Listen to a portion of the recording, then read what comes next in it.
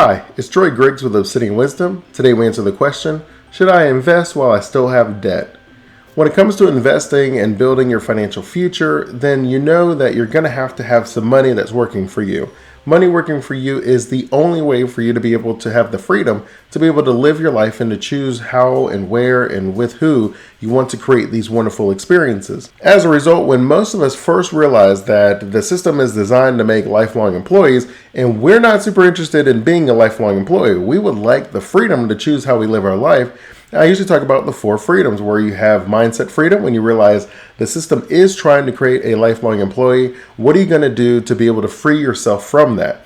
More times than not, once we realize that, we've already been kind of integrated into the system in a sense, to where we then decide, okay, I need to get freedom of debt. So I need to have my debt freedom, and then financial freedom, and then generational freedom, where the wisdom that we've built in our life, if we pass that on to our kids or our relatives or our friends and our family, where we're able to save them, even if it's just 1 year sooner, where we're able to benefit future generations based on the information that we have learned. More times than not, when this question comes up, we are just beginning the process. So I remember when I first started college, credit card companies were on campus and they just gave you credit cards. And I remember being like, wow, they're just giving me a credit card, right? I don't have a job, I don't have the ability to pay it back, but they were just giving out credit cards, and sometimes they give you food or different things. I don't really know if they still do that anymore, but they did when I was going to college, and I got a card and I used it. And then the first bill came and I was like, wait a minute, what's this? I thought this was like my free money. And then, it starts the process where you have this habit of the debt, and then you're paying it off, and then you keep paying it, and the interest is accruing, and it becomes difficult to get out of debt. Then the other thing that ends up happening is we get our first job, and as a result, we think, okay, I need to get a house, I need to get a car. I should show that I am successful, that I have been doing things right. But what we don't understand is we are now tying our lifestyle to the fact that we have to work to maintain this particular lifestyle. And along the way, we realize we have other interests and other passions, but we have these obligations that we don't have a lot of flexibility. If I go to my passion and I make less money, I won't be able to maintain my current lifestyle, which then starts the cycle of trading a life for money. And then when we realize that, we try to break the cycle, and it becomes very difficult. Me personally, I did it completely wrong at first.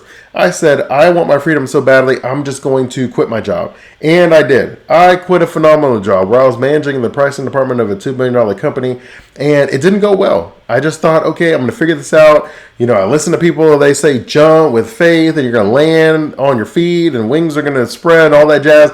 And I landed in the rocks. I hit the rocks. I was cut up. I was scraped up. We ended up having to sell our house. We ended up having to sell cars. It became very, very difficult for us, to the point that I remember taking a step back and I was like, there's something I'm missing here, right? I get that freedom is very important. And so I'm trying to prioritize freedom. But I didn't realize that unless you have an income that is being generated by some means other than you working for it, then you have to continue working. So to answer the question, I generally will tell people, look, as far as a financial decision, if you have a credit card debt that is a 30% card, and whatever you're going to invest in is going to generate you 10%, then it makes the most sense for you to put your money on the debt, because the debt is going to give you a larger return. What I mean is, every time you pay your debt, it's like you got a 30% return on your money, because that's what they were going to charge you. So now you're not paying the 30%, so that means you just got 30% on that money. That's the return. That's the mindset shift you should think of. If you have, let's say, a 5% debt and you could get a 10% return, then I would say go ahead and get the 10% return and then use that return to pay the debt off. And then you still have that 4% that you're generating as a profit. And you can then use that money to reinvest in something else. As a result, you are now starting your path towards freedom. Now, I will take another step back and say everything we do doesn't have to make perfect financial sense. And what I mean is, I talk to people who will say, Dre, this debt is crippling. It makes it hard for me to sleep. I have anxiety thinking about my debt. Then I would say, who cares what the interest rate is? Go ahead and pay off your debt first. Give yourself peace of mind. And then you can worry about the investments. Other people will say, Dre, I just spend so much of my money. I just have a really bad habit of spending. Those people, I usually say, go ahead and let's just invest $50 from every paycheck so you can get in the habit of not spending all of your money. And then as you pay off the debt, two things are going to happen. The first is in 10 months, when you have put $50 from each check, so you have $100 a month, now you have $1,000. Most people that are struggling to be able to get rid of their debt, they don't believe they have the ability to generate $1,000 in liquid cash. So I think it's usually in their best interest to put the $50 from each check, put the $100 a month away, and then in 10 months you look at them and you're like, hey, look, you have $1,000. Did you ever think that you'd have $1,000 available? Now, some of you are going to say, Dre, $1,000 isn't a lot, but what I would say to you is if I put an envelope with $1,000 on the ground, would you walk past it? Of course you wouldn't. None of us would walk past it. Heck, if you found a $100 bill on the ground, would you walk past it?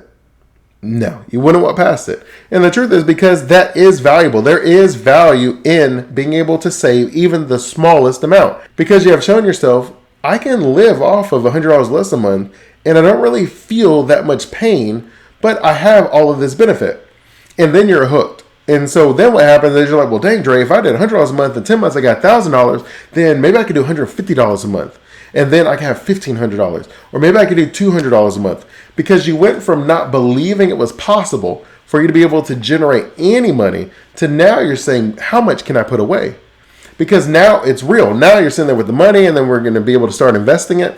So in my opinion, I think it really depends on each personal situation. From a purely financial sense, if you're able to get a return that generates more than it costs to pay off the debt, then go ahead and get the return, allocate some of the return to the debt. But from a mindset perspective, I personally think it's good to be able to invest even if it's $20 to $50, whatever it is from every check. I'm someone who subscribes to the idea that you have to pay yourself first, that you can't pay the grocery man, you can't pay the gas man, and you can't pay the utility gal. You have to pay yourself or else you have nothing left.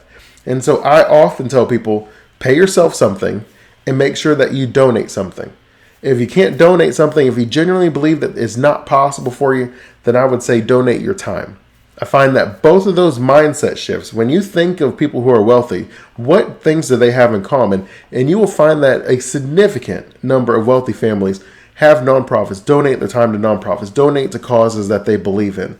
And so for you to get there, you have to start that now. Most people say, Dre, when I get my money right, then I'll be able to take trips with my family. Then I'll be able to visit my parents. Then I'll donate to causes I believe in. And then I always say the same thing back to them. Your money won't get right until you get all that other stuff right. You got to get the rest of that stuff right first. The money comes based on who we are. It's not about getting the money as much as who we have to be to get the money. You have to provide value to the world. You have to be responsible with your money. You have to allocate it in an effective way. If you spend all of your time chasing the money before you change who you are, it doesn't work. We have to change ourselves first, which is why the first aspect of the Wisdometric framework, the W, is the winner's mindset.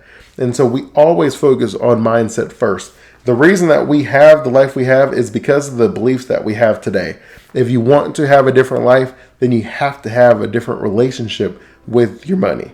And so that's why I always encourage people to start there. If you like the video, I ask you to like and subscribe, and feel free to check out other Wisdometric videos if you're looking for ways to eradicate financial stress, generate passive income, and build a prosperous retirement strategy.